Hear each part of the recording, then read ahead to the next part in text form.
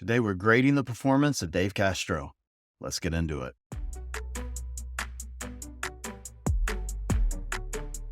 Hey, before we get started, do me a favor, hit that subscribe button as well as the notification bell. That way you don't miss any content here on the channel. Before I get into the Dave stuff, I just wanted to point something out. These marks on my face are not from me getting beat up for doing a meme that was out of pocket. I had to have a biopsy run this week to test for skin cancer. And so I wanted to take this moment to share with you guys two things. Number one, wear your sunscreen, especially if you're a pasty white boy like me. And secondly, go follow Battle Cancer. They do a fantastic job within the CrossFit community, helping families and athletes get through their cancer journey and find a way through it. You'll love them. Check them out. So with that said, let's jump into the conversation around Dave. So the most parroted phrase I've heard since the tragedy in Fort Worth is, quote unquote, no one cares more about the CrossFit Games than Dave Castro.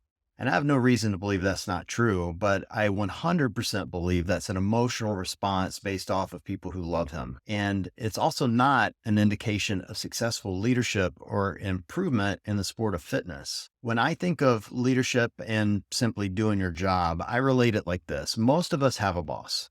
If you're lucky enough not to, congratulations, but most of us do. And if you fall into that camp, then you probably have benchmarks and factors that you're judged and rated against.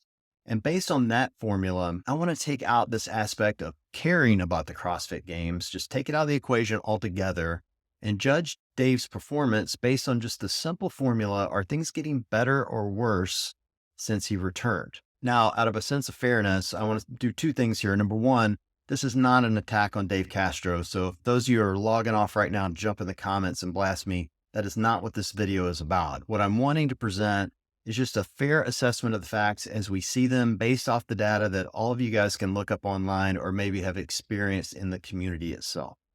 And I want to start with the good things because Dave has done a lot of good for the community. I want to make sure we start with those and discuss the improvements we've seen since his return. So the biggest one, and I think probably the strongest measurement of all, is open participation. So open participation was up this year over year. They had over 344,000 athletes registered, which represented a 6.7% increase.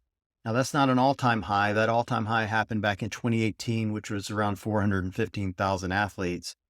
But I really think personally, this is an impressive amount of growth at 6.7%, considering the massive changes to the organization since Greg sold it back in 2020. Also along the same lines, I give him huge marks in a more accessible open. You probably could attach this to the open participation numbers, but I'm keeping it separate because I think programming matters both in the overall fun factor that plays into the open and, more importantly to me, the stress it puts on affiliates.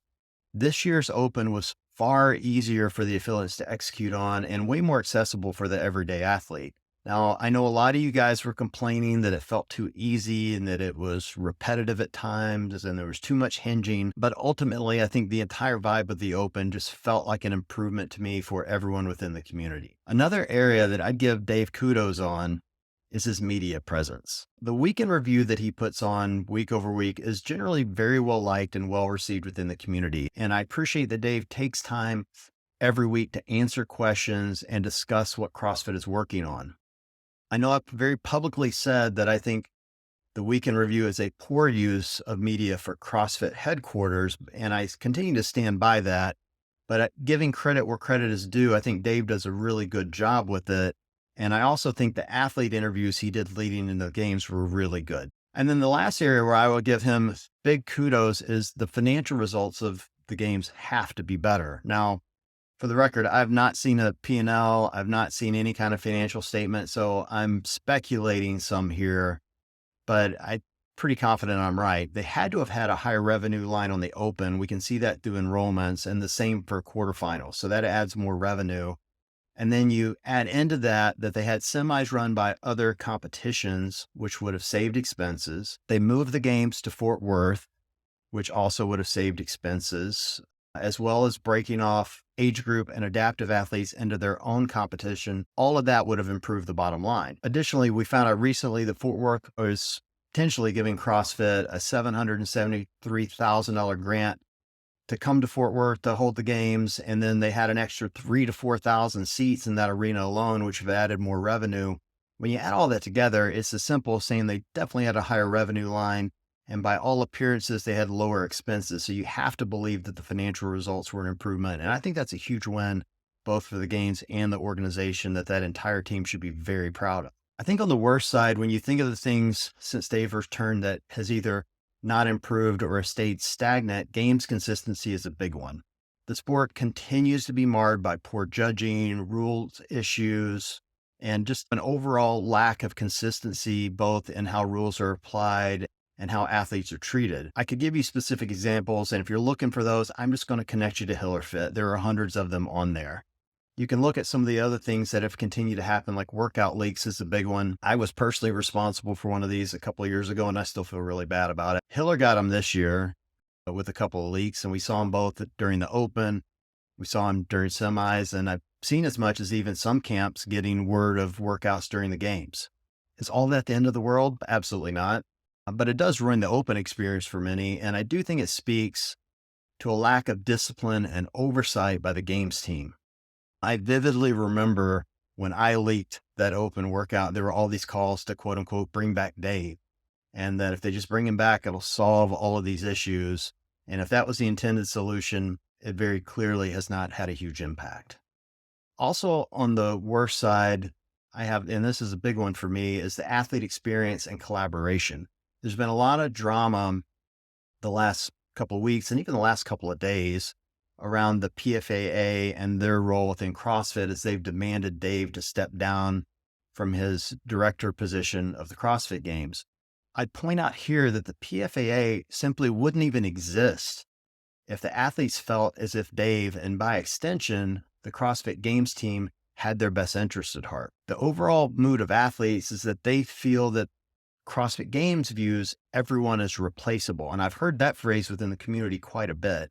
And that can't be a good experience for those that are giving blood, sweat, and tears to the sport. The first example of this that I can cite goes all the way back to 2015. And admittedly, that's almost a decade ago. But I'm using it because I think it shows a pattern of behavior that really hasn't changed. Emily Abbott, who was a competitor at the time, criticized Dave's handling of the HeroWad Murph in the games in an article for a sports nutrition company called Blonix. Now, in that interview, she told them that she believed that event, Murph, was a quote unquote dangerous event and the worst thing she'd ever experienced. She then shared that based on that interview, Dave chastised and berated her in an athlete briefing and said that she was easily replaceable. Now, it should be noted a year or so later, Emily tested positive for performance enhancing drugs and was banned from the games altogether. I'm not implying that those two things are connected, but I'm adding it for fairness in this situation. There's also this overall vibe that Dave is happy to play the villain, and that narrative's actually been pushed by him for some time. In a 2018 interview with CNN, there's a direct quote where he said, "Our community needs a villain, and if it's going to be me, fine." He then reiterated that point a year later in 2019 in a Morning Chalk Up interview where he said, "I'm fine with being the villain. I have no problem with it. My job is to create an incredible experience for athletes and the fans. And if that means being the bad guy sometimes, then so be it." Carry that all the way forward to now, and you can look even at this year's weekend reviews where he's essentially dared content creators like Hiller to come after him by saying, "You can come at me," over an issue where Hiller's content is going after CrossFit headquarter employees. Now, in that video, he's defending employees that work with him, and I applaud that. But he also seems to relish that fight. So you couple that with this mood of being a villain and athletes being told they're replaceable with this overall lack of listening to athletes, and it contributes to a potential lack of safety and collaboration. I also think something that hasn't improved is just overall media relations. Dave seems to have this proactive adversarial relationship with the media. And circling back to the weekend review, he's proactively taken the occasion several times to discuss media that he either doesn't agree with, or more importantly, comment on media he hasn't actually watched. There's this discussion of not liking their tone, quote unquote, or of questions being put forth. And when you combine that with the former issue, it just paints this picture of someone that's not willing to listen to dissenting opinions. Now, it's his YouTube channel, and he certainly has the right to do all of that, no different than I do. But I put that in the worst column because when you're at a director level for a company the size of CrossFit and you're speaking on behalf of the organization, which is how that channel is used, gives the appearance of being closed off to new and fresh ideas or even criticism. And all of that's just a bad look.